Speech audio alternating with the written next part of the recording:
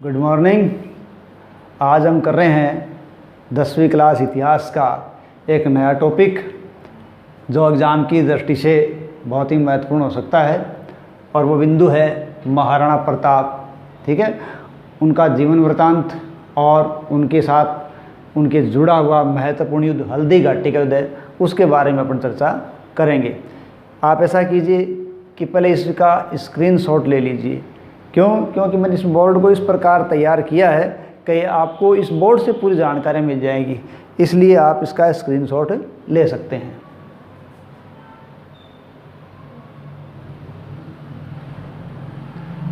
चलिए अब शुरू करते हैं। ठीक है, देखिए हमने अलग अलग इसको बांटा है। जीवन परिचय, नागौर दरबार, हल्दी घाटी युद्ध से पूर्व, युद्ध, हाथी, ग्रंथ और समीक्षा। तो जो भी हमसे पूछा जाए हम उसका उसी तरीके से जवाब दे सकें, इसलिए हमने इसको इसे तैयार किया है। देखिए जीवन परिचय। देखिए महाराणा प्रताप का जन्म 9 मई 1540 को। अगर हम विक्रम संवत की बात करें तो विक्रम संवत 1597 ज्येष्ठ शुक्ल तृतीया को हुआ था। देखिए थोड़ी सी क्लियर कर दूं कि जो ईस्वी सन है वो 1540 है, विक्रम संवत है 1597।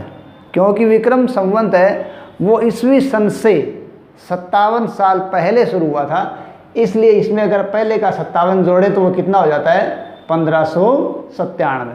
तो 9 मई 1597 को या 9 मई 1540 को या विक्रम संवत 1597 ज्येष्ठ शुक्ल तृतीया को महाराणा प्रताप का जन्म हुआ था।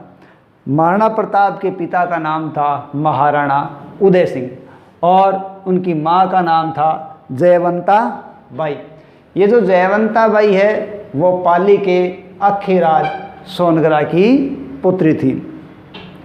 महाराणा प्रताप का जन्म एक पर्टिकुलर स्थान अगर हम देखें तो वह बादल महल, या महाराणा प्रताप का जन्म कुंभलगढ़ के कटारगढ़ दुर्ग के बादल महल में हुआ था। ठीक है, और महाराणा प्रताप है उनका विवाह 1557 में अजबदेव पंवार के साथ हो गया।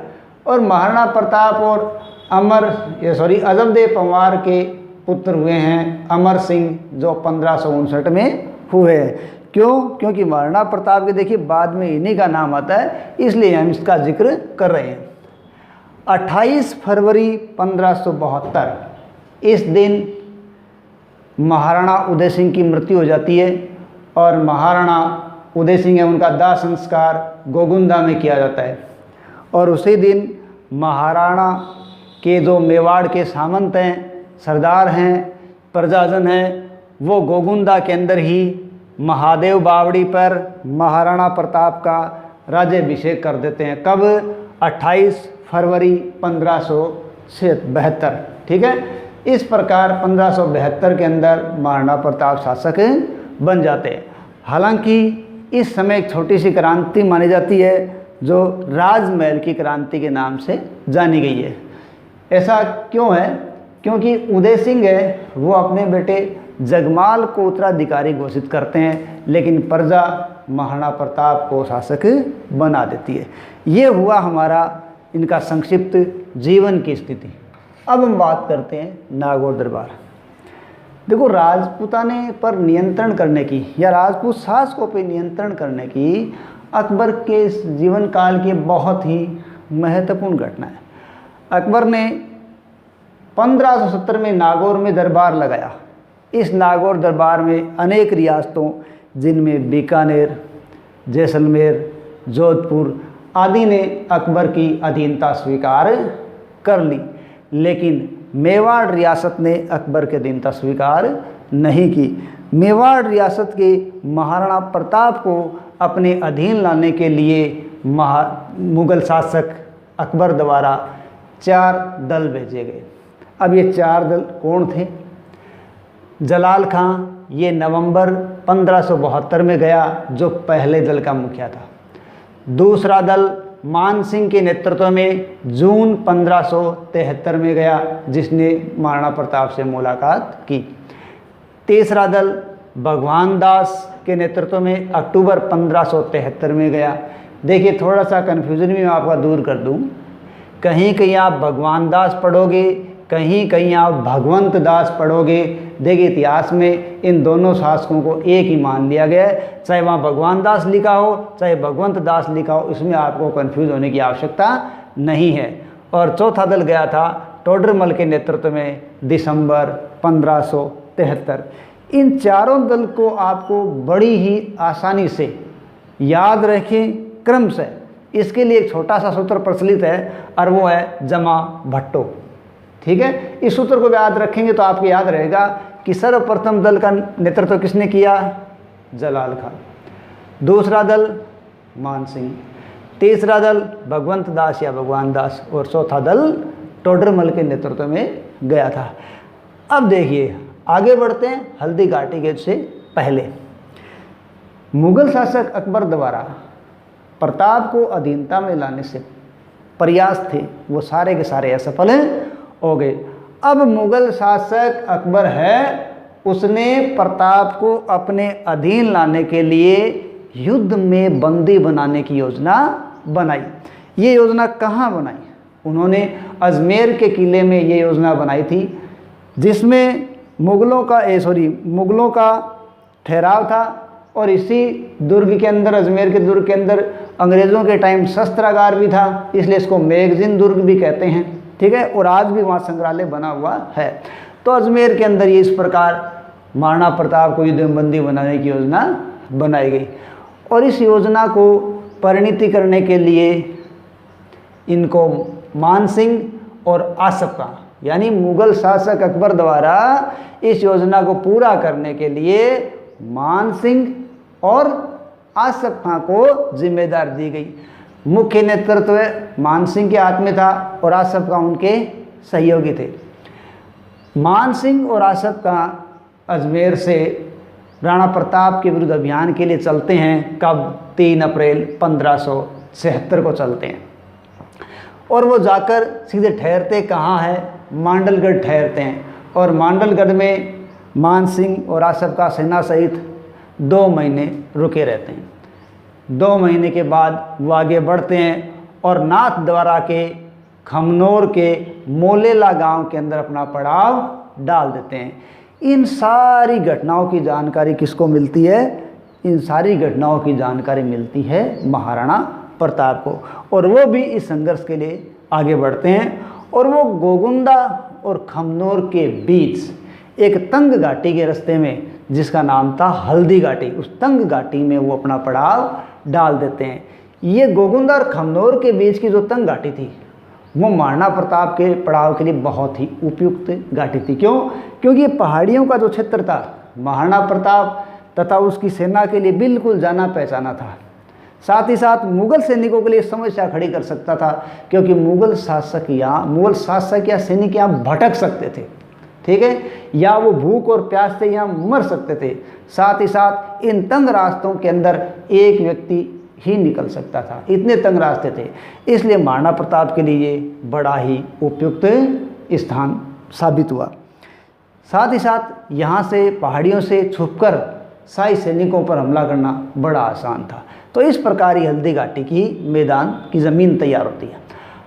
अब 18 जून 1576, देखिए ये तारीख भी कहीं कहीं आपको 21 मिल सकती है, लेकिन जब कंपटीशन में हम बैठते हैं तो हमें कभी भी 2 तारीख देखने को नहीं मिली, या तो 18 जून या 21 जून।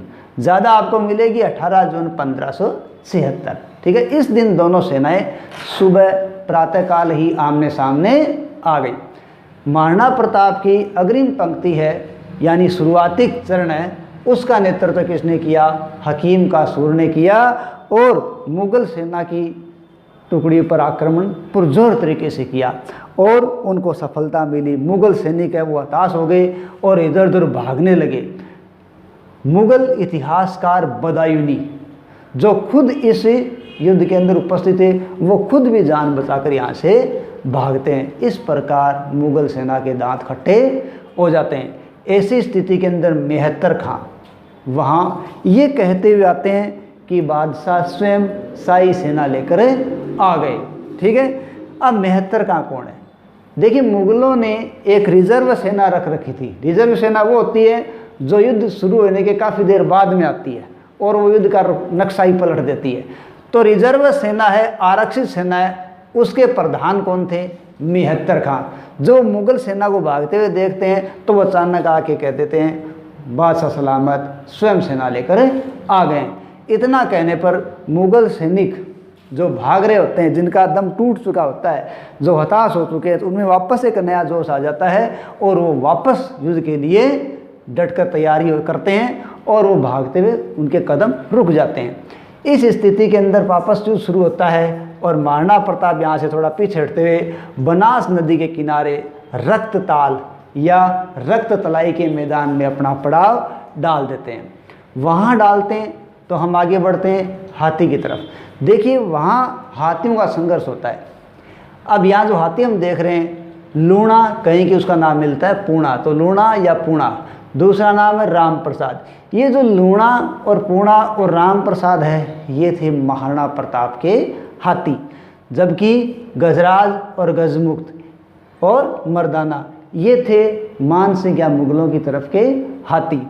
जब राम प्रसाद है, उस राम प्रसाद का महावत मारा जाता है, तब महावत यानी जो उसको चला रहा है, तो राम प्रसाद हाथी का महावत जब मारा जाता है तो अकबर के कब्जे में राम प्रसाद हाथी आ जाता है और ये बहुत ही महत्वपूर्ण होता है। तो अकबर उसका नाम क्या रख देता है? पीर प्रसाद रख देता है। इस प्रकार ये हाथियों का संघर्ष था।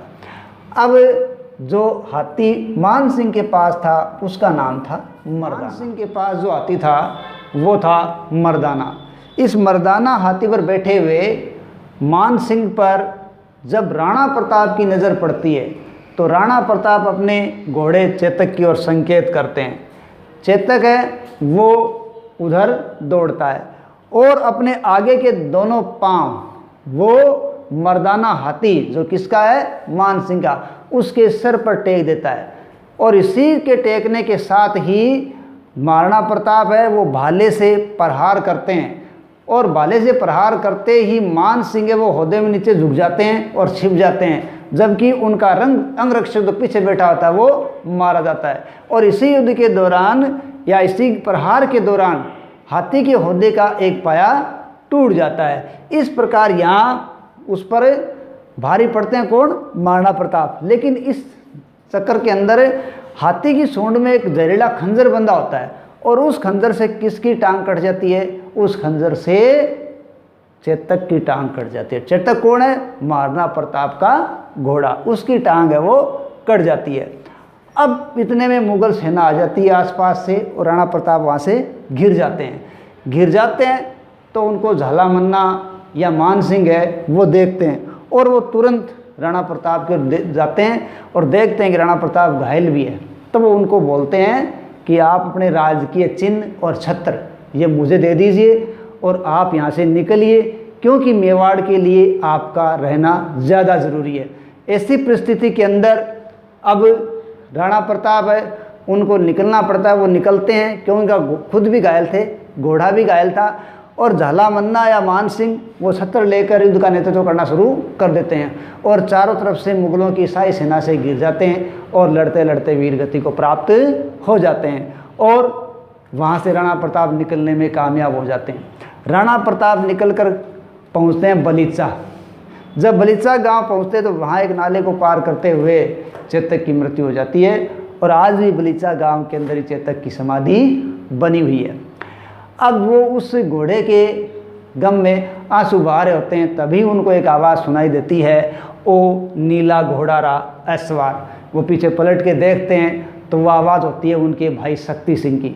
देखिए शक्ति सिंह महाराणा प्रताप के भाई होते हैं, लेकिन वो नाराज़ होकर किसके दरबार में चले जाते हैं? अकबर के दरबार में चले जाते हैं। लेकिन यहाँ वो भाई के सामने अपने आप को नहीं रोक पाते और भाई के पास आकर मेल मिलाप कर लेते हैं। इन सब घटनाओं की जानकारी अमर काव्य वंशावली और राज प्रशस्ति से मिलती है। राज प्रशस्ति है वो रणछोड़ भट्ट की संस्कृत में रची गई रचना है, जो मेवाड़ के महाराणा राज सिंह के समय रची गई थी। अब देखते हैं समीक्षा। देखो ये जो युद्ध हुआ, हल्दी घाटी का संघर्ष हुआ, इसमें महाराणा प्रताप यहाँ से निकलने में कामयाब हो गए। तो इतिहासकारों ने इस युद्ध को अलग अलग तरीके से अलग अलग नाम दिया है। सबसे पहले अपना नाम लेते हैं कर्नल टॉड। कर्नल टॉड इसको मेवाड़ की थर्मोपोली के नाम से जानते हैं, या इसे मेवाड़ की थर्मोपोली कहते हैं। वही हम बदायूनी की बात करें, बदायूनी हल्दी घाटी के युद्ध को गोगुंदा का युद्ध कहते हैं, और अबुल फजल इसे खमनोर का युद्ध कहते हैं।